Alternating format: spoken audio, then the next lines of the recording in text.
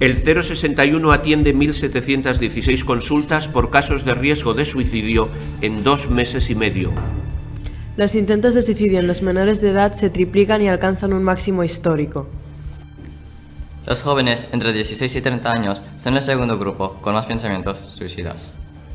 Aquestes són algunes de les moltes situacions que estem vivint avui dia i de les quals poca gent n'és conscient. Segons l'Institut Nacional d'Estadística, l'any 2020, 298 persones van morir assassinades. En canvi, suïcidis va haver-hi 3.941. Cada dia se suïciden 11 persones a Espanya i cada any la xifra va en augment. L'any 2020 es van suïcidar 300 adolescents d'entre 15 i 29 anys, però a més es van treure la vida 14 menors de 15 anys. L'edat en la qual hi ha més suïcidis és de 50 a 59 anys, majoritàriament homes. En escoltar aquestes dades ens podem impactar, però per què passa això? Potser és important trobar un sentit a la vida.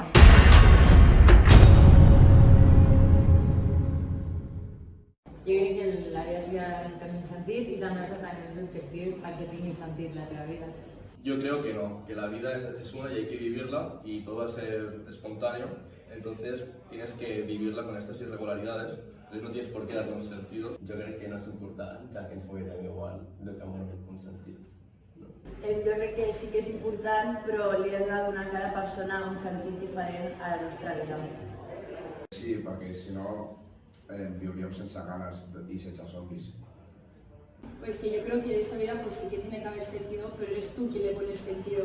Sí que és molt important perquè qualsevol persona que no tingui un sentit a la seva existència, uns objectius, uns somnis, moltes vegades el que li passarà és que es desconnecta de si mateixa. Es desconnecta i no sé, la sensació que està vibrant amb la vida, no sé, la sensació d'intensitat amb les coses que fa, i això fa que no estigui tan motivat o motivada i puguin aparèixer a vegades algun tipus de problemes, com pot ser ansietat, per exemple. Quin és el sentit de la vida? En l'àmbit de la filosofia trobem dues grans respostes. Els pensadors que sí li troben el sentit a la vida i els que no. Els que pensen que sí es divideixen en dos grans grups. Els que donen a la vida un sentit immanent, és a dir, en aquest mateix món, i els que li donen un sentit transcendent, més enllà d'aquest món. En el sentit immanent es troben les metafísiques materialistes i tot el materialisme, com per exemple el marxisme. En el sentit transcendent es troben les metafísiques espirituals, com ara la majoria de les religions. Però hi ha un altre grup de pensadors que defensen que la vida és absurda, és a dir, que no té sentit. Aquí trobem les filosofies antimetafísiques, com per exemple el positivisme i el nihilisme.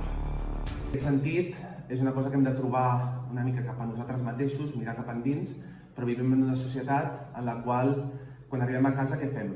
No ens posem ningú a seure'ns, per exemple, en una habitació i estar en silenci nosaltres mateixos durant 20 minuts, sinó que agafem i ens posem a Netflix, comencem a mirar sèries, o ens posem amb el mòbil a mirar Instagram, o TikTok, o YouTube, o a parlar per WhatsApp, i això el que fa és que quan estem bé, perfecte, quan estem malament, no ens permetem estar tan malament. I quan no ens permetem estar malament, el que fem és evitar les males sensacions o els pensaments que ens poden venir distraient-nos. I quan ens distraiem ens desconnectem de nosaltres. I si ens desconnectem no aconseguim donar aquest sentit a la vida. Els filòsofs existencialistes són un cas curiós, ja que defensen que la vida en si mateixa no té sentit, però que cada individu està cridat a donar un sentit a la seva pròpia vida. Llavors és molt important conèixer un mateix, saber què és allò que et mou, allò que et fa vibrar, allò que et fa estar connectat amb tu mateix en tots els moments, per aprendre a ser tu en totes les circumstàncies i a partir d'aquí poder fer aquelles coses a la vida o buscar aquells objectius a la vida que realment t'omplin i que et facin estar bé. Hem fet una enquesta a 276 persones, de les quals 208 van dir que la seva vida sí tenia sentit. Aquestes, que van dir que sí, els van preguntar què dona sentit a la seva vida. El 86,5% de les persones van respondre que la família. El 69,2% de les persones van dir que allò que dona sentit a la seva vida són els amics. El 64,4% de les persones van escollir amor, pau i tranquil·litat com allò que dona sentit a la seva vida. I el 58,2% van dir que la salut era el que donava sentit a les seves vides. A les persones que ens van respondre que la vida no té sentit, es van preguntar si es pot viure feliç sense un sentit a la vida. El 45,6% ens van dir que sí, el 36,8% van dir que no, i la resta, el 17,6%, van dir que no ho sabia. Una persona que no troba el sentit de la seva vida, el que farà moltes vegades és, de manera externa, començar a buscar-lo.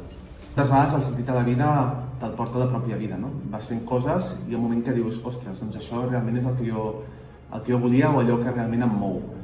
I fins que no arriba això, doncs moltes vegades anem una mica perduts. Llavors cadascú ha d'anar veient com conèixer a si mateixa fins a aconseguir trobar això.